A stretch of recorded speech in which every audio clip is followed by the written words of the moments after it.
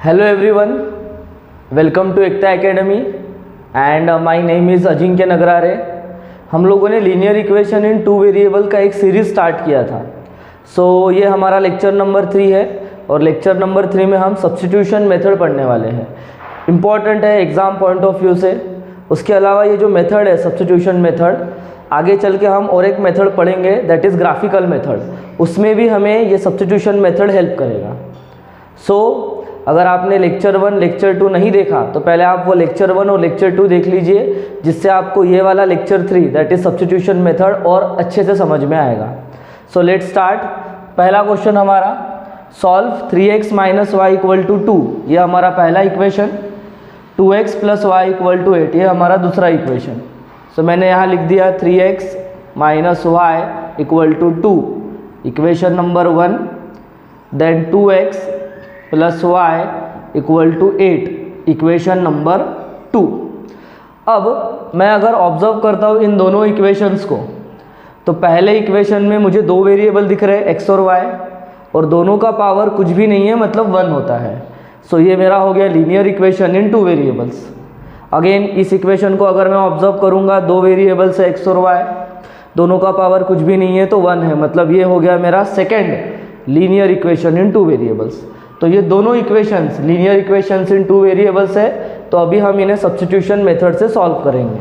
आपको एक इम्पॉर्टेंट बात याद रखनी है, अगर हम सब्स्टिट्यूशन मेथड यूज़ कर रहे हैं तो सबसे पहले आप इक्वेशन 1 को भी यूज़ करके सॉल्व कर सकते हो, या आप इक्वेशन 2 को भी यूज़ करके सॉल्व कर सकते हो। उसके बाद आप x को यूज़ करके भी सॉल्व कर सकते हो, या फिर आप y को भी यूज़ करके सॉल्व कर सकते हो। ओके, लेकिन मेरा ध्यान ऐसे इक्वेशंस पे होना चाहिए जहां मुझे वेरिएबल का कोएफिशिएंट 1 मिलेगा। अगर आपको ऐसा कोई इक्वेशन दिख रहा है जहां वेरिएबल का कोएफिशिएंट 1 रहेगा, तो आप उस क्वेश्चन को इजीली सॉल्व कर पाओगे, गलतियां कम होगी। तो अगर मैं इक्वेशन 1 में देखता हूँ तो मुझे यहाँ y का कोएफिशिएंट 1 दिख रहा है, कुछ भी नहीं है मतलब 1 है। x का कोएफिशिएंट तो 3 है। ओके, इक्वेशन 2 में भी मुझे y का कोएफिशिएंट 1 दिख रहा है और x का कोएफिशिएंट मुझे 2 दिख रहा है। तो मैं इक्वेशन 1 में y यूज़ कर सकता हूँ, या इक्वेशन 2 में भी मैं y यूज़ कर सकता हूँ। अगेन आप ऐसा वेरिएबल देखना, उसका साइन हमेशा प्लस होना चाहिए। तो यहाँ अगर मैं ये वाले y को यूज़ करूँगा तो जिसका साइन ऑलरेडी प्लस है, तो मैं इसको इजीली सॉल्व कर पाऊँगा। अगर मुझे इक्वेशन 1 लेकर इस y को सॉल्व करना है तो पहले आपको इस y को प्लस करना पड़ेगा। प्लस करने के लिए माइनस y को उधर भेजना पड़ेगा, तो थोड़ा कॉम्प्लेक्सिटी बढ़ जाएगी। तो मैं इक्वेशन 2 को यूज़ करके सॉल्व करता हूँ। तो सबसे पहले फ्रॉम इक्वेशन 2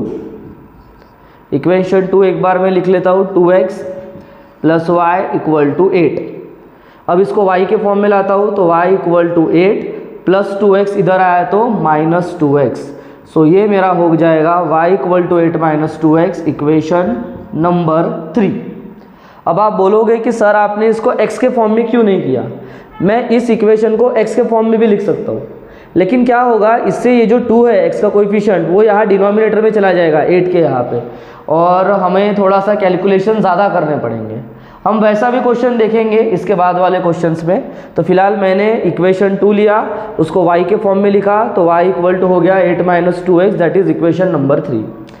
अब आप थोड़ा ध्यान देना, ये जो इक्वेशन 3 है ये मैंने इक्वेशन 2 से बनाई है, तो इसीलिए मैं इक्वेशन 3 को इक्वेशन 1 में पुट करूँगा।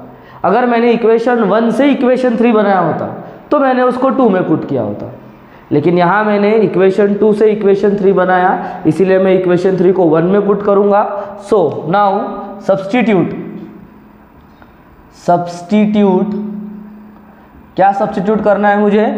y equal to 8 minus 2x, y equal to 8 minus 2x in कौन से इक्वेशन में करना है? In equation number 1। ठीक है, क्योंकि मैंने ये इक्वेशन 2 से बनाया, इसलिए मैं इक्वेशन 1 में ये y की वैल्यू सब्स्टिट्यूट करूँगा। इक्वेशन 1 एक बार लिख लेते हैं। 3x minus y equal to 2, 3x वैसा ही रहेगा, माइनस, अब y की जगह मुझे लिखना है 8 माइनस 2x, लेकिन यहाँ माइनस का साइन है, और हम लोगों ने पढ़ा है कि अगर माइनस के बाद में कोई इक्वेशन है माइनस के बाद में अगर कोई एल्जेब्रिक एक्सप्रेशन है तो उसके साइन चेंज होते हैं, तो इसीलिए मैं ब्रैकेट में लिखता हूँ y की वैल्यू, वो है 8 - 2x और इक्वल टू के बाद में लिखूंगा 2। ओके, चलो सॉल्व करते हैं। तो ये 3x माइनस के बाद ब्रैकेट है बेटा, तो ब्रैकेट के साइन चेंज होंगे। 8 का साइन ब्रैकेट के अंदर कुछ नहीं है तो प्लस है, तो +8 हो जाएगा -8, ये -2x, ये हो जाएगा +2x और इक्वल टू के बाद 2। चलो x और x लाइक टर्म्स, इनको पास लिखते हैं। तो ये 3x, ये +2x, ये -8 और इक्वल टू के बाद 2। कुछ नहीं किया मैंने, बस ये टर्म्स को रीअरेंज कर दिया। x वाले टर्म पास लिखे, नंबर को बाद में लिखा। अगेन सॉल्व करेंगे, x और x सॉल्व होगा, एक बार लिखो 3 + 2, तो ये हो जाएगा 5x -8 इक्वल टू 2, तो 5x इक्वल टू 2, -8 उधर जाएगा तो +8, सो 2 + 8 10, इधर बचेगा 5x। सो मुझे अगर x निकालना है तो ये 10, 5 मल्टीप्लाई में यहाँ आया तो डिवाइड में, 5 का टेबल अगर मैं बोलूँगा तो 5 2 10 आता है। सो x की वैल्यू मेरी आ गई 2। तो यहाँ मैंने x की वैल्यू 2 फाइंड आउट कर दी। अब x तो हमने निकाल दिया, अब हमें y को फाइंड आउट करना है। तो अभी बहुत सिंपल है, आप x = 2 को 1 में भी पुट करोगे तो भी आपको y मिलेगा। अब अगर आप x = 2 को इक्वेशन 2 में पुट करोगे तभी भी आपको आंसर मिलेगा। लेकिन अगर आप इक्वेशन 3 को ऑब्जर्व करते हो, ये इक्वेशन 3 ऑलरेडी y के फॉर्म में है, तो आपको कुछ नहीं करना है, सिंपल या x की वैल्यू पुट करनी है। अगर आपने इसको सॉल्व कर दिया तो आपको y मिल जाएगा। तो इसीलिए मैं x = 2 की जो वैल्यू है उसको इक्वेशन 3 में पुट करता हूँ। सो नेक्स्ट यहाँ लिख लेता हूँ मैं, put x = 2 in equation number 3। सो क्या है equation 3? y = 8 - 2x, y = 8 - 2x। सो y = 8 - 2, 2 और x में मल्टीप्लाई का साइन होता है x की वैल्यू कितनी है हमारी 2। सो y = 8 माइनस, बेटा बॉड मास रूल लगाना पड़ेगा। बहुत से बच्चे पहले सब्सट्रैक्शन कर देते हैं, गलत हो जाएगा। आपको पहले मल्टीप्लिकेशन करना पड़ेगा, बॉड मास रूल, पहले मल्टीप्लिकेशन होगा बाद में सब्सट्रैक्शन होगा, याद रखना। सो 2 2 4 एंड देन 8 - 4, तो y की वैल्यू आ गई हमारी 4। So x = 2, y = 4। So final answer, therefore solution is bracket x, y equal to x की वैल्यू कितनी आई है 2 और y की वैल्यू आई है हमारी 4। ये होगा हमारा final answer, x, y equal to 2, 4। आ रहा है सबको समझ में? चलो जल्दी से स्क्रीनशॉट ले लो, नोट डाउन कर लो इसको। ओके, चलो क्वेश्चन नंबर 2 करते हैं। सो आप मेरे साथ साथ सॉल्व करना। अभी ये भी बहुत इजी है, थोड़ा हम इसको अलग तरीके से सॉल्व करेंगे, क्वेश्चन भी थोड़ा अलग है तो आपको समझ में आता रहेगा। और प्लीज़ नोट्स बनाते चलिए आप लोग, नोट्स बनाओगे तो आपको और अच्छे से ये सारे मेथड्स याद हो जाएंगे। सो क्वेश्चन नंबर 2 आज का क्वेश्चन नंबर 2 है हमारा 4m - 2n = -4 और सेकेंड इक्वेशन है 4m + 3n = 16। ओके, एक बार मैं वापस चेक कर लेता हूँ। फर्स्ट इक्वेशन है 4m - 2n = -4, सेकेंड इक्वेशन है 4m + 3n = 16। चलो अभी हम इसको सॉल्व करते हैं। अगेन पूरा ध्यान दीजिए यहाँ पे वापस। फर्स्ट इक्वेशन है हमारा 4m - 2n = -4, सेकेंड इक्वेशन है 4m + 3n = 16। This is equation number 1। ये हो गया हमारा इक्वेशन नंबर 2। ओके, मैंने आपको इसके पहले वाले क्वेश्चन में एक बात बताई थी कि आपको ऐसा इक्वेशन डिसाइड करना है जिसमें आपको वेरिएबल का कोएफिशिएंट 1 मिलेगा, आपका आंसर इजीली आएगा, आपको ज़्यादा कैलकुलेशंस नहीं करने पड़ेंगे। लेकिन अगर मैं इस क्वेश्चन में देखता हूँ दोनों इक्वेशन, फर्स्ट इक्वेशन में m का कोएफिशिएंट 4 है, n का कोएफिशिएंट 2 है, मतलब यहाँ हमें कोएफिशिएंट 1 नहीं दिख रहा। इक्वेशन 2 में m का कोएफिशिएंट 4 है, n का कोएफिशिएंट 3 है, यहाँ पे भी मुझे कोएफिशिएंट 1 नहीं मिल रहा। मतलब ये क्वेश्चन को थोड़ा अगर जब मैं सॉल्व करूँगा तो थोड़े मुझे कैलकुलेशन ज़्यादा करने पड़ेंगे। इजी है सॉल्व करना, लेकिन आपको थोड़ा केयरफुली सॉल्व करना पड़ेगा। सो अब इस केस में मैं क्या करूँगा, मैं कोई भी इक्वेशन ले सकता हूँ और मैं उसको किसी भी वेरिएबल के फॉर्म में लिख सकता हूँ। सो चलो मान लो मैं फिलहाल इक्वेशन 1 लेता हूँ और उसको मैं m के फॉर्म में लिखता हूँ। आप इक्वेशन 1 लेके उसको n के फॉर्म में भी लिख सकते हो, या बेटा आप इक्वेशन 2 लेके उसको आप m के फॉर्म में भी सॉल्व कर सकते हो या n के फॉर्म में भी सॉल्व कर सकते हो, ये आपको डिसाइड करना पड़ेगा। सो फिलहाल मैं इक्वेशन 1 लेता हूँ। सो प्लीज़ थोड़ा ध्यान दीजिए। फ्रॉम इक्वेशन 1, सो पहला इक्वेशन है हमारा 4m minus 2n equal to -4। सो मैं इसको m के फॉर्म में लिखूंगा, तो मैं 4m को अभी के लिए यही लिखूँ इक्वल टू -4, -2n इधर आएगा तो ये हो जाएगा +2n, तो m इक्वल टू -4 + 2n। बेटा 4 यहाँ m के साथ मल्टीप्लाई में है, 4 अगर इधर आएगा तो ये कहाँ चला जाएगा, ये चला जाएगा डिवाइड में। तो ये मेरा m का इक्वेशन हो गया -4 + 2n डिवाइडेड बाय 4। अब आपको समझ आ रहा होगा कि मैंने ऐसा क्यों बोला था कि हमें ऐसा वेरिएबल देखना है जिसमें कोएफिशिएंट 1 है। अगर आपने वैसा वेरिएबल देख लिया जिसमें कोएफिशिएंट 1 है तो बेटा आपको ये डिनोमिनेटर में कुछ नहीं मिलेगा, जिससे आपका कैलकुलेशन ईजी हो जाएगा। लेकिन इस क्वेश्चन में मुझे 1 दिख ही नहीं रहा है, तो ये थोड़ा सा डिफिकल्ट है, लेकिन हम इसको सॉल्व करेंगे, जल्दी सॉल्व हो जाएगा ये भी। सो अगेन सॉल्व करते हैं इसको हम। सो हमें इक्वेशन नंबर 3 मिल गई, ये है हमारी इक्वेशन नंबर 3, मैं लिख लेता हूँ यहाँ पे। ओके, अब ये इक्वेशन 3 जो है ये मैंने इक्वेशन 1 से बनाई, इसीलिए मैं इक्वेशन 3 को अभी इक्वेशन 2 में पुट करूँगा। सो सब्स्टिट्यूट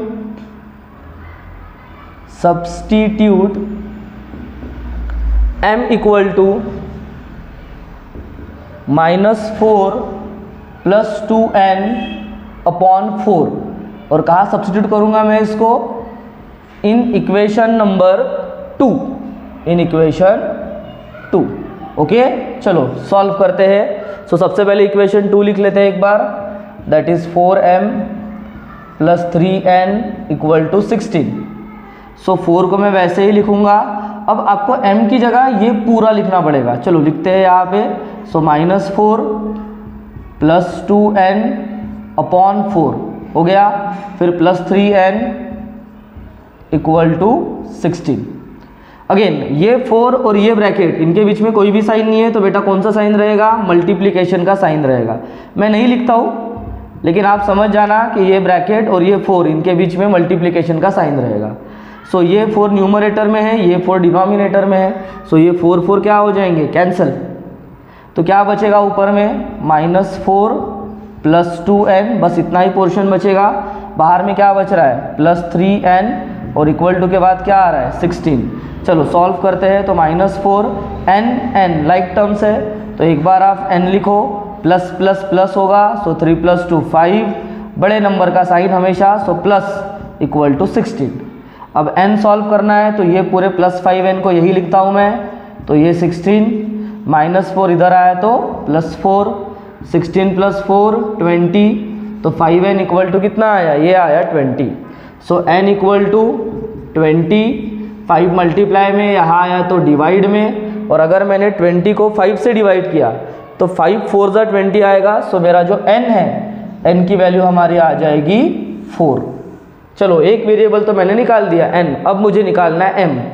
सो वापस m निकालने के लिए आप n इक्वल टू 4 को इक्वेशन 1 में पुट कर सकते हो, इक्वेशन 2 में भी पुट कर सकते हो, लेकिन अगर आपने इसको इक्वेशन 3 में पुट किया तो आपको बस n की जगह 4 लिखना है, इतने पोर्शन को सॉल्व करना है, तो आपको m मिल जाएगा। सो बेटर रहेगा आप इक्वेशन 3 को यूज़ करो।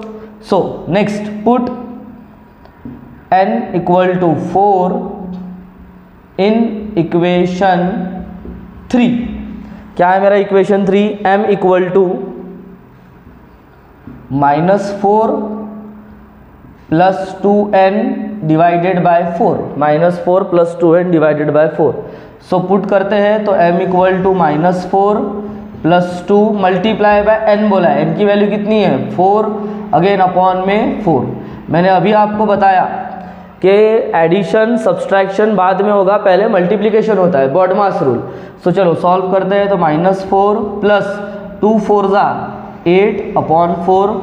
चलो अब ये ऊपर वाला टर्म सॉल्व करते हैं, माइनस प्लस माइनस, सो 8 में से 4 गया तो 4, बड़े नंबर का साइन प्लस, नहीं लिखा तो भी चलता, और अपॉन में बचा 4, 4 4 कैंसिल हो जाएंगे, तो क्या बचेगा यहाँ पे 1। तो हमारा m का वैल्यू कितना आया, m आया हमारा 1।